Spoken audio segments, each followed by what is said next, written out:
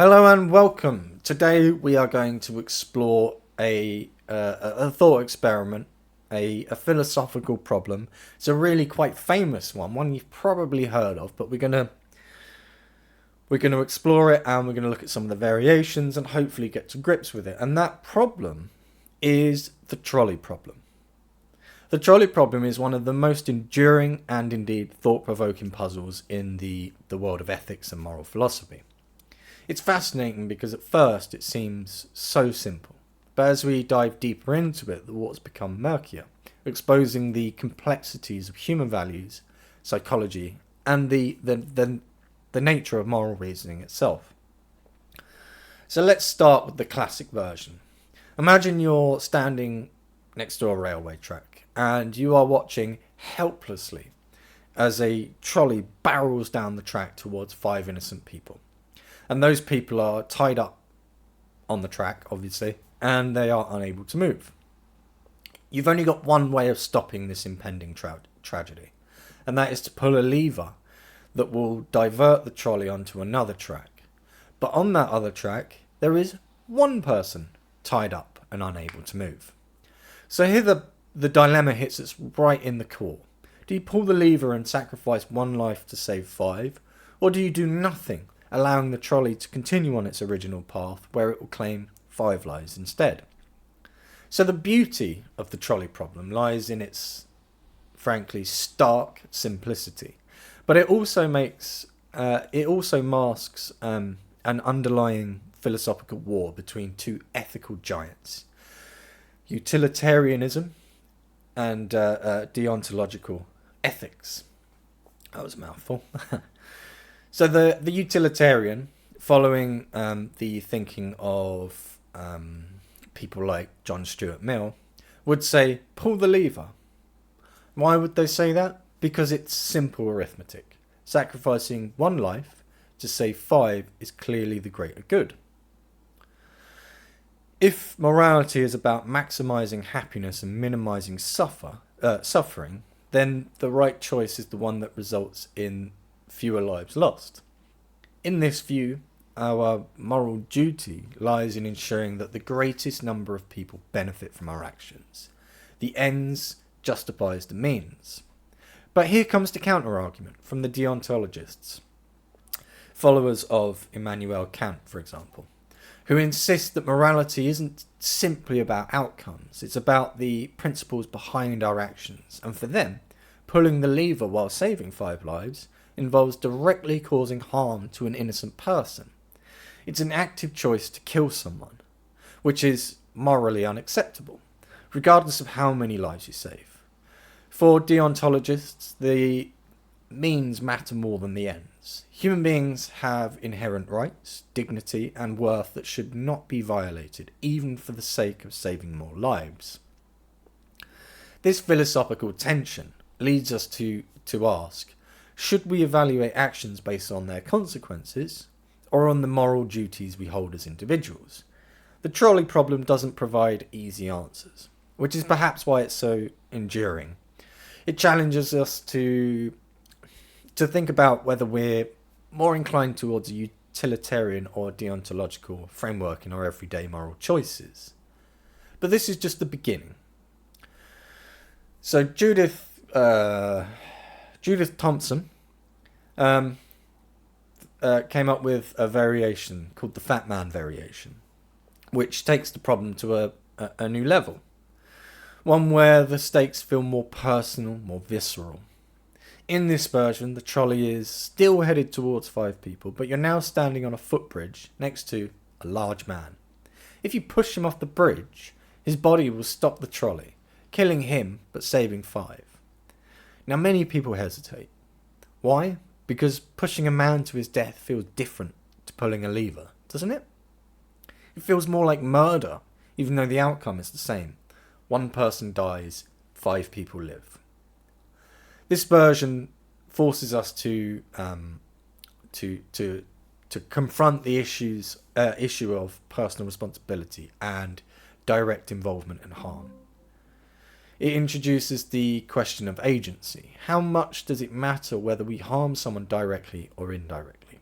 After all, In both versions, a single person dies so that 5 can live, but physically pushing someone off the bridge feels far more morally repugnant to many than just pulling a lever.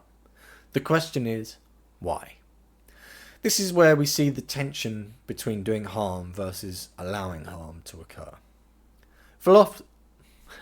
Philosophers often bring up the the Doctrine of Double Effect, which says that it's permissible to cause harm as a side effect of pursuing a greater good, but it's not permissible to cause harm as a means to that good. In the lever scenario, the death of one person is a side effect of saving 5. In the fat man scenario, the large man's death is the direct means of saving them. It's a subtle, very subtle, but crucial distinction, one that taps into our deep-seated moral intuitions. But there's more. The trolley problem and its variations are not just abstract puzzles for philosophers to debate in classrooms. They reflect real-world dilemmas that we face today. Take, for example, the case of autonomous vehicles, self-driving cars, programmed to navigate complex environments, which might one day face scenarios where they must choose between swerving to avoid a group of pedestrians at the cost of the passenger's life, or staying the course and hitting the pedestrians. It's the trolley problem, but on 4 wheels.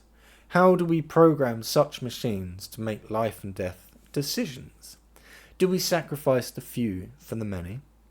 Do we leave it to chance? The ethics embedded in these decisions will have real, tangible consequences for how the future unfolds. And let's not forget medical ethics, another field where the trolley problem rears its ugly head. Consider the situation of organ donation. If 5 patients need organs to survive and 1 healthy person comes into the hospital, could a utilitarian doctor justify harvesting the organs from the healthy individual to save 5? Most people will, for lack of a better way of putting it, recoil at this idea. And yet the logic mirrors the trolley problem. The scenario becomes a question of intentional harm, premeditated killing for a supposed greater good. But somehow, the deliberate, calculated nature of the harm makes it feel far more ethically fraught than the spontaneous choice to pull a lever. These thought experiments are not just about numbers. They force us to consider what we most value. Is it sheer quantity of life saved, or is it the respect for the rights and dignity of individuals? And as we've seen in studies of moral psychology, people's responses to the trolley problem often shift depending on how the problem is framed. Action versus omission bias, for example, shows that people tend to view doing harm as worse than allowing harm to happen, even when the outcomes are identical. It speaks to our deep-seated discomfort with being the cause of someone's suffering. But perhaps the greatest criticism of the trolley problem is that it's too simplistic, too far removed from the messy realities of life. Critics argue that these neat binary choices, save 5 or save 1, are not how ethical decisions play out in the real world. Real life is much more complex, and it's filled with nuances that the trolley problem just doesn't capture. Real decisions often involve more context, more personal stakes, more alternatives. It's rarely as simple as pulling a lever or pushing a man. And while the trolley problem offers a fascinating snapshot of moral reasoning, it might overlook the importance of contextual morality, the specific circumstances and relationships that shape our choices. In the end, the trolley problem and its variations open up an entire world of ethical questions. They push us to confront our intuitions, to question our moral principles, and to explore the deep tension between consequences and moral duties. Whether you're a utilitarian ready to pull the lever, or a deontologist who can't bring themselves to push the man, the trolley problem has a way of forcing us to to reckon with the uncomfortable reality of moral decision making. Sometimes there are no easy answers. It's not just a question of what we should do. It's a question of who we are, what we value, and how we weigh the lives of others against our own sense of right and wrong. And that, I think, is why this simple thought experiment has endured for so long. It doesn't tell us what to do. Instead, it invites us to wrestle with the very heart of what it means to be moral beings. So now that we've looked at the trolley problem, I have a question for you. And I want to put that problem to you. So if you were, we'll take the standard trolley problem. If you were that person by the tracks, next to that lever, given the choice between save 1 or save 5, what are you going to do?